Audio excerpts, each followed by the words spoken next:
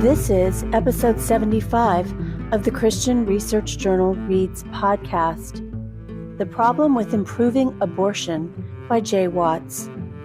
This article first appeared in the Christian Research Journal print edition, volume 45, number 1, in 2022. The Christian Research Journal Reads podcast presents audio versions of Christian Research Journal articles.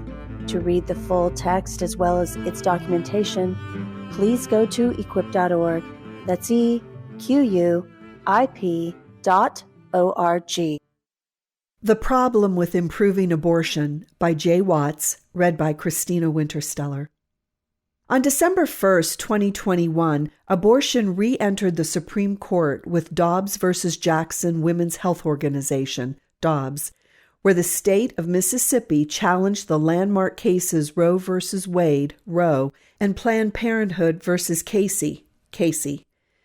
Building up to this date, proponents on both sides ramped up efforts to make a case and win the hearts and minds of the ideologically divided American people. 2 New York Times opinion pieces join this fight, offering critical evaluations of the current climate surrounding abortion laws.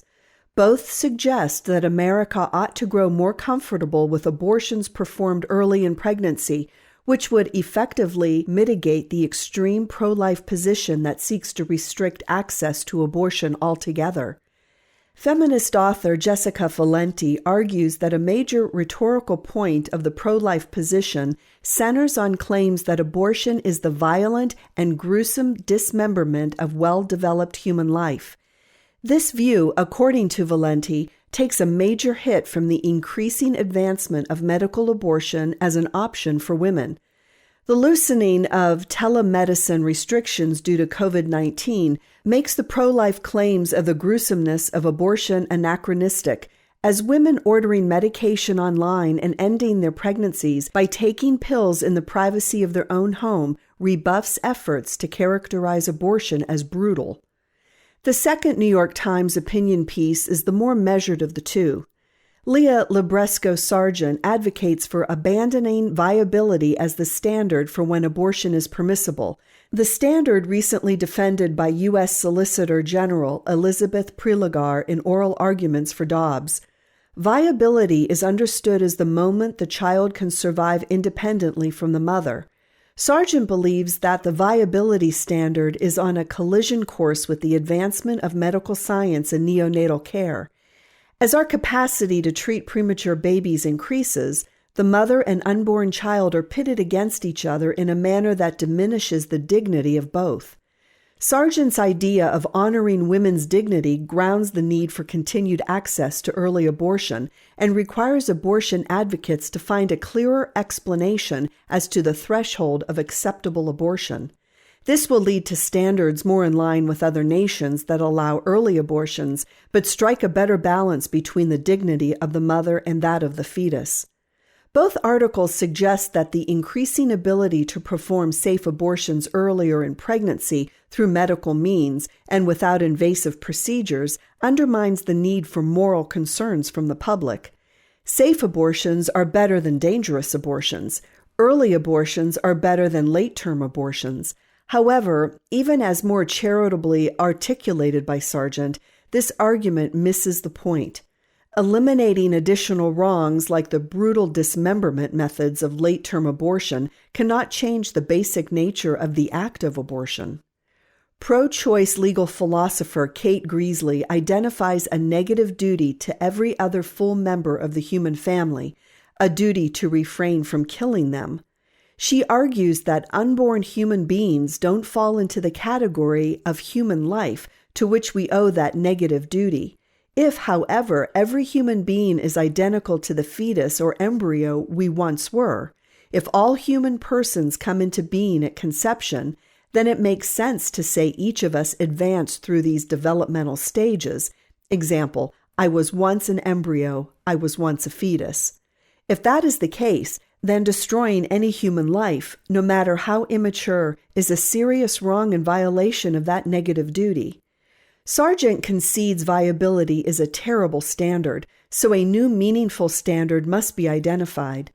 Chief Justice John Roberts pressed Solicitor General Prelogar on this point in oral arguments. What is a meaningful line of developmental demarcation if viability fails? The moment we come into existence. All subsequent events transpire in the life of a previously existing human being.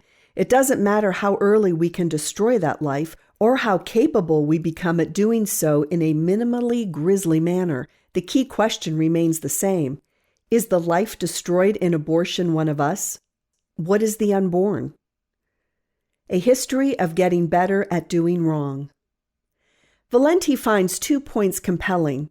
Abortion is not dangerous to women, and abortion is increasingly a matter privately dealt with by women no longer requiring a gruesome procedure performed by a third party. It is true that over time, abortion procedures tend to grow less dangerous to the women seeking abortion. It is also true that modern medical practice makes it possible to perform abortions earlier and earlier. However, neither of these points does the moral work Valenti appears to believe they do. In his book, Dispelling the Myths of Abortion History, legal scholar Joseph Della Penna makes the case that abortion as it exists today is a novel phenomenon. Prior to the advent of modern medicine in the late 19th century, the entire realm of medical practice looked radically different. In a world with no antibiotics and limited knowledge of women's reproductive systems, methods for ending an unwanted pregnancy represented a significant danger to both the mother and the child. The acceptance of the efficacy of folk medicine to reliably induce abortion was built on an unmerited confidence in the use of techniques like ingesting volatile oils. Any substance capable of killing an unwanted fetus is equally capable of killing the woman. The last 150 years saw an explosion of medical breakthroughs and advancement of biological knowledge, making the modern practice of abortion possible. Threats to women's health and gruesome dismemberment practices are evils commonly associated with abortion by its detractors. Dobbs was born out of the 2018 Gestational Age Act in Mississippi, which restricted abortion after the 15-week mark. Concerns for maternal health and the brutality of late-term abortion procedures are offered as justifications for legal restriction. From the act, quote, "The majority of abortion procedures performed after 15 weeks gestation are dilation and evacuation procedures which involve the use of surgical instruments to crush and tear the unborn child apart before removing the pieces of the dead child from the womb. The legislature finds that the intentional commitment of such acts for non-therapeutic or elective reasons is a barbaric practice, dangerous for the maternal patient and demeaning to the medical profession," unquote. If issues of maternal health combined with the gruesomeness of abortion are legitimate reasons for Mississippi to restrict abortion, then Valenti is justified arguing that earlier access to medically induced abortions carries fewer risks to women and eliminates the need for doctors to perform acts of brutality against the fetus. In her view, telemedicine and medical abortions weaken the pro-life case. As noted, even conceding that point, it doesn't do as much work as Valenti asserts. Dangers to maternal health and the gruesomeness of abortion are additional evils to the central evil of abortion, the unjust killing of an innocent human life. Philosopher Christopher Kagzer argues that there can be additional wrongs to the act of killing another human being that compound the offense. Imagine 2 different unjust killings, each involving the termination of an innocent human life. In the first, a human being is tortured to death. In the second, a human being is killed through the painless introduction of poison while they sleep. The first scenario is worse because it includes the additional wrong of torture. Growing more efficient at the act of early abortion as a means to reduce deaths of women and the gruesomeness of destroying nascent human life is not moral advancement. It is possible to identify additional evils and be grateful those evils diminish over time while being unwavering in our condemnation of abortion as intrinsically evil. Abortions that are dangerous to women and gruesomely violent are worse because they multiply wrongs. But eliminate all the additional wrongs surrounding abortion, and we are still left with the intrinsically evil act of abortion. In the end, Valenti misunderstands the central pro-life argument. Those who oppose abortion do not do so because abortion is gross. Rather, pro-life advocates are convinced that the unborn human life is one of us. Viability as a moving target. Sargent's article raises interesting points in relation to Dobbs and the viability standard established in Casey. Her claim that viability is a terrible standard is correct for all the reasons she offers. Viability tells us almost nothing about the life in question and a great deal more about the medical abilities existing within communities. Medical advances moved the viability mark from the 28th week of gestation to the 24th week, toward the 21st week, and in the future ultimately toward an unimaginably early mark through the invention of artificial womb technology. Sargent acknowledges a dignity in the life of the unborn and decries the way the viability marker pits the needs of the mother in competition with the needs of the fetus.